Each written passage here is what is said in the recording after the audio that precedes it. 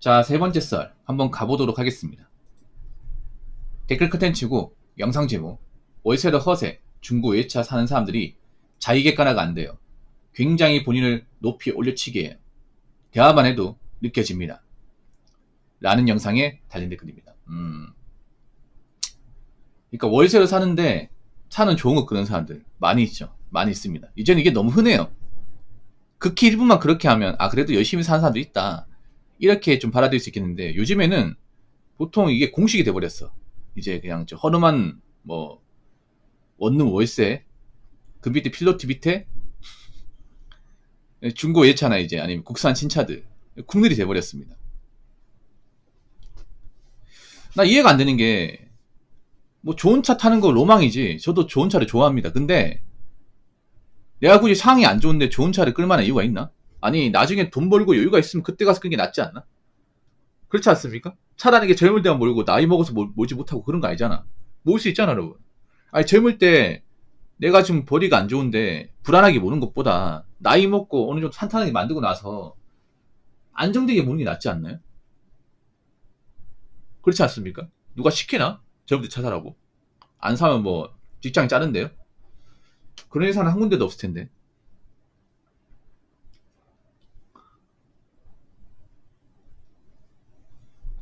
그리고 중고 외차는 안 사는 게 좋아요.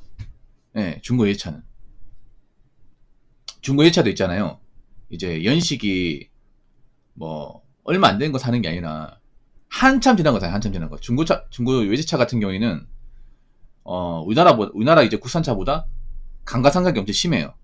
엄청 심합니다. 그래서 나온 지 5년 지나면 거의 반값이 떨어집니다. 대부분의 차들이. 왜 그런지 아세요? 보통 외제차들이 보증기간이 5년이거든요. 5년. 네. 5년 끝나면 완전 떡락하는 거예요. 네. 5년 지나면 이제 AS 못 받잖아요.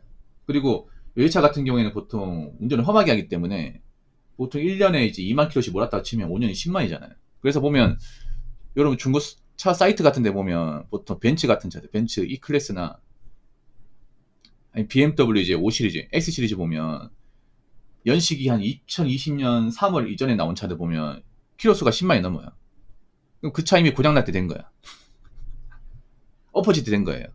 오히려 독일 차들이 고장이 더 심한 게 왜 그랬냐면 독일 차들이 보면 약간 엔진을 좀 강조시킨 차들이 많잖아요. 고출력 차들이 많잖아요. 근데 그런 고출력 차들이 보면 고장이 잘 나죠. 왜냐? 운전 험하게 하기 때문에. 악셀을 세게 밟을 거 아니야. 그렇지 않습니까? 그러면 5년 동안 몰았으면 이제 차가 어느 정도 이제 고장날 때로 고장난 상태이지 않겠습니까? 유튜브 같은 분 그런 거 많이 있거든? 이제 연식이 오래된 외차를 샀다가 갑자기 몰다가 차가 섰어. 그래가지고 공업사 와가지고 이제 보니까 뭐 나온 지 한 5년 넘었고 키로수가 한 12만 키로.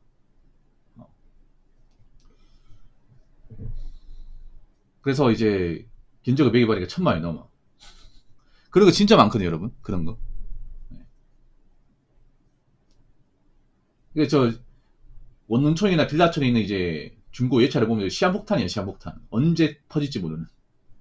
아니, 국산차는 퍼지더라도 수리할 때도 많고 수리비가 엄청 많이 나오지 않거든요. 근데 외차는 얼마나 나올지 장담할 수 없어요.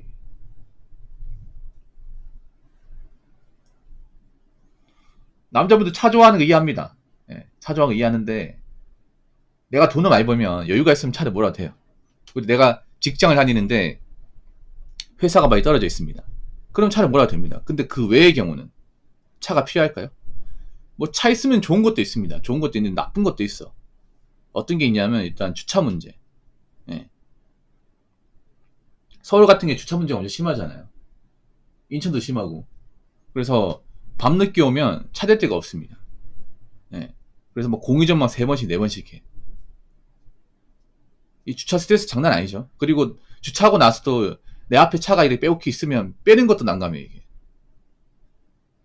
그래서 저는 이제 빌라나 원룸에 사는 분들은 차를 안쪽에 대놨으면 항상 고민이 내일 아침에 어떻게 나가지? 이 고민이 무조건 있어 이게.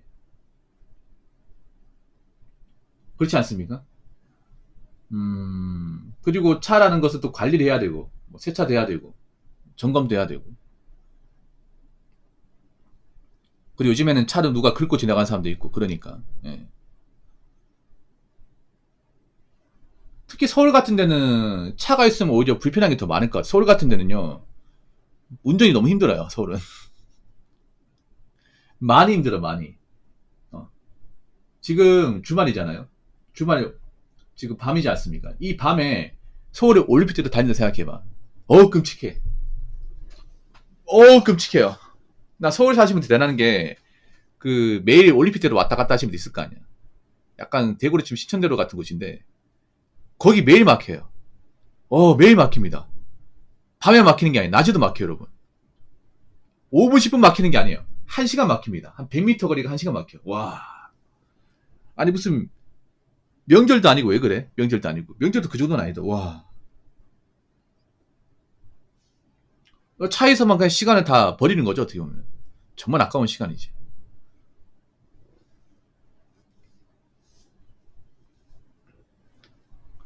뭐, 서울에서 이제 운전이 필요하신 분들은 뭐 차를 몰아도 되는 게 많은데, 사실 제가 봤을 때는, 우리나라가 인구 숫자에 비해서 차가 너무 많아요.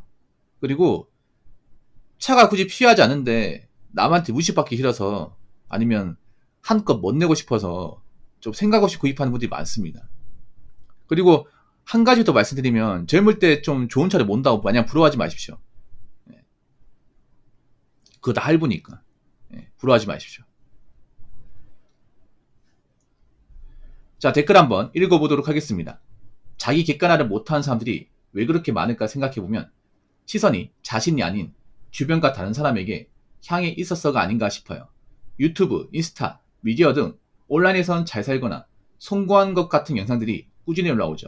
그게 진짜인지 확실한지도 모르는 내용인데 말이죠.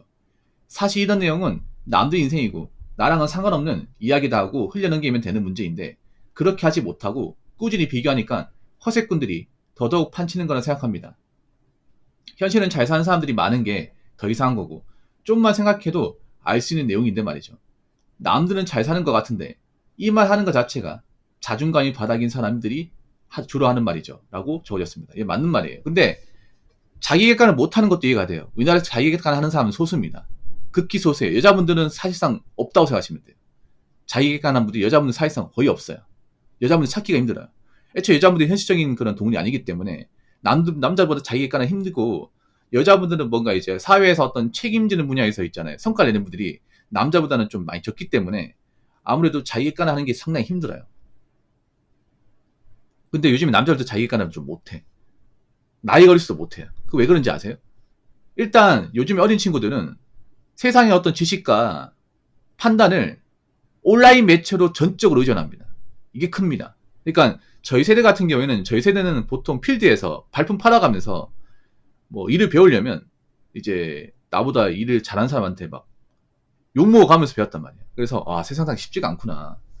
야, 이 분야에서 오래 사는 게 정말 힘든 거네. 이런 거 막 이제 필드에 배워가면서 느꼈다고 치면 요즘 어린 친구들은 밖에 나가서 고통받아가면서 배우는 게 아니라 그냥 온라인 커뮤니티나 아니면 인스타, 유튜브, 스레드 같은 데서 이제 약간 근거가 확실하지 않은 그런 내용들로 이제 지식을 얻다 보니까 좀 판단력이 많이 흐려지는 것 같아요. 특히나 유튜브, 인스타는 문제가 뭐냐면 있는 그대로 보여주는 게 아니라 굉장히 올려치기해서 보여주다 보니까 애초에 대한민국에 어딨던 진짜 현실을 다 담아내지 못한단 말이죠. 잘된 것만 보여주고 돈 잘 버는 것만 보여주고 성공하는 것만 보여주고 근데 그 사람이 정말 돈을 잘 버는지 성공했는지에 대해서는 확실하게 검증이 안 돼 있어. 근데 그런 것들만 계속 난잡해서 보여주다 보니까 어떻게 돼요? 저게 평균값이구나. 세상에 잘 나가는 사람도 많구나. 돈 잘 버는 사람도 많구나. 이렇게 되는 거야. 이게 기본값이 되는 거야. 이게 무서워, 이게.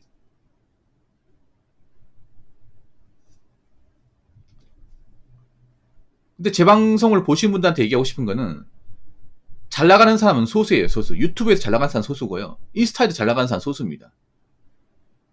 정말 소수예요. 예나 지금이나 돈 잘 벌고 잘 나가는 건 정말 힘듭니다. 그리고 그것도 아셔야 돼. 잘 나가는 것도 오랫동안 잘 나가는 사람은 얼마 없습니다. 유튜브 같은 경우도 10년 동안 이렇게 장기 집권하는 분들 생각보다 많이 없습니다. 제가 유튜브 오래 했잖아. 제가 그걸 왜 모르겠어요, 이거를. 잠깐 잘 됐다가 뭐 없어지고 잠깐 잘 됐다가 뭐 구독자 떨어지고 이런 건 수도 없이 많았잖아요, 여러분.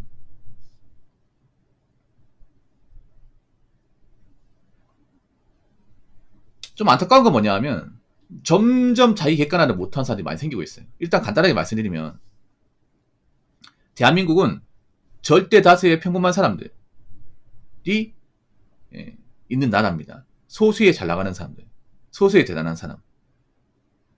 남자나 여자나 절대 다수는 별로 그렇게 특별할 거 없는 사람들이에요. 가장 위험한 행동이 뭔지 아십니까? 별로 특별할 것도 없는 사람이 특별하다고 인식하는 게 가장 위험한 거야. 그러면 자기가 허용할 수 있는 범위 내에서 오버해버립니다. 예. 그러니까 내 능력이 무슨 자동차야. 나 아직 돈 별로 없고 아직 자리 잡으려면 한참 남았어. 차는 나중에 사도 되잖아. 대중교통 이용하자.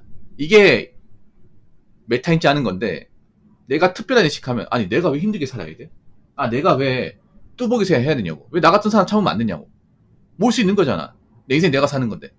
이런 식으로 해석하는 사람들이 많아지는 거예요. 그래서 제가 말씀드리고 싶은 거는 여러분이 객관적으로 별로 특별할 거 없는 사람이면 특별한 거 없는 인생에 맞춰 살아야 됩니다. 여자분들이 특히 이거 못하는데 여자분들 같은 경우는 특별하다고 생각하는 순간 인생 망가져요. 엄청 망가집니다. 특별할 거 없습니다.